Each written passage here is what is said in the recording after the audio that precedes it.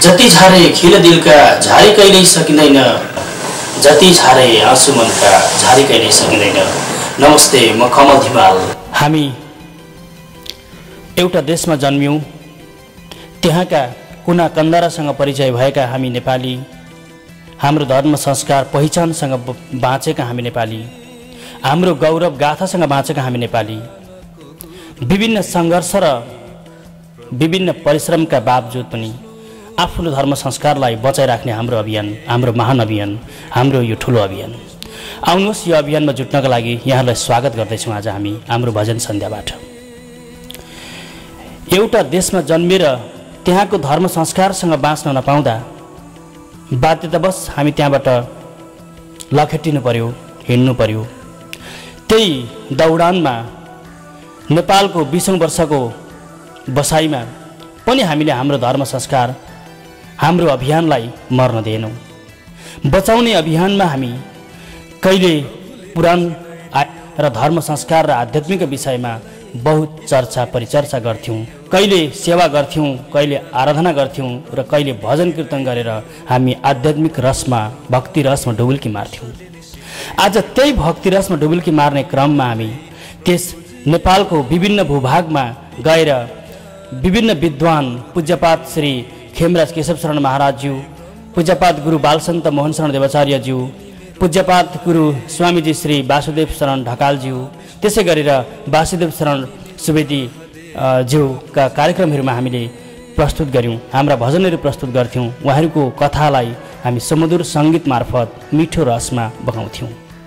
त्यही बगाउने क्रममै हामीले नेपालका भूभागसँग ठुलो नाता जोडेका थियौँ, आध्यात्मिक नाता जोड्न सफल भयौँ, धार्मिक नाता जोड्यौँ र हामीले धेरै इष्टमित्र पनि कमायौँ, धेरै मठ मन्दिर घुम्ने अवसर पनि पायौँ। त्यहाँका भगवान अनि त्यहाँका मठ मन्दिरलाई अहिले पनि हामी सम्झिरहेका छौँ। त्यहाँका शालिग्राम, त्यहाँका शालिगहरूसँग हामी अहिले पनि सेवा आराधना गरिरहेका छौँ। मनमा परेको जुन हो हामीलाई त्यो हामीले बिर्सिन सकेका छैनौँ। विभिन्न समस्याका बावजुद हामीले त्यो देशलाई पनि छोडेर अहिले हामी पुनर्वासको प्रक्रियामा यो अमेरिकाको राज्यमा आइपुगेका छौँ। अमेरिकाको राज्यमा पनि हामीले आफ्नो धर्म संस्कार अभियान बचाउनुपर्छ, हामी लाग्नुपर्छ भनेर हामी अगाडि बढिरहेका छौँ। हामीले जहाँ नेपालमा हुँदाखेरि गरेका थियौँ, जुन सेवा गर्थ्यौँ, त्यही सेवालाई हामीले अटुटका साथ हामी अगाडि बढिरहेका छौँ। आउनुहोस्, आज हामीले अमेरिकाको नर्थ क्यारोलिना स्थित शार्लोट सिटीमा विगतमा भएको एउटा त्रिदिवसीय आध्यात्मिक प्रतिष्ठानको फलस्वरूप एउटा नेपाली हिन्दू समाज गठन गर्न सफल भयौँ।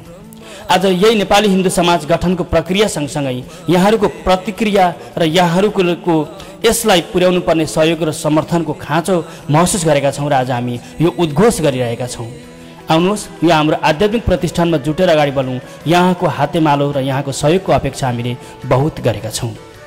आज यो यही नेपाली हिन्दू समाजको आयोजनामा एउटा सन्ध्याकालीन भजन आयोजना गरेका छौँ र यो भजनमा हामीले पाएका छौँ उदय शरण दाहालज्यू, लक्ष्मण धिमालज्यू, सञ्जय दाहालज्यू, विशाल गुरुङज्यू, केपी शर्माज्यू, त्यसै गरेर टिका दाहालज्यू, अनि दुर्गा धिमाल, अनि काँसी धिमाल र म कमल धिमाल।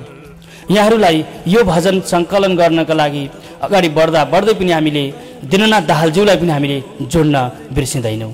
अनि यो भजनमा हामीले यहाँहरूको सुझाव, यहाँहरूको सल्लाह र यहाँहरूको समर्थनको खाँचो छ र यहाँहरूले दिन पक्का पनि भुल्नुहुन्न भन्ने हामीलाई विश्वास लिएका छौँ। आउनुहोस्, यो भजन साथसँग केही प्रस्तुतिहरू हामीले प्रस्तुत गर्दैछौँ, केही कोसेलीहरू हामी छोडेर जाँदैछौँ। यहाँहरूको सुझाव सल्लाहको हामीले अपेक्षा गरेका छौँ र हाम्रो प्रस्तुति हेरौँ र सुझाव सल्लाह दिन नभुलौँ। हवस् त, धन्यवाद।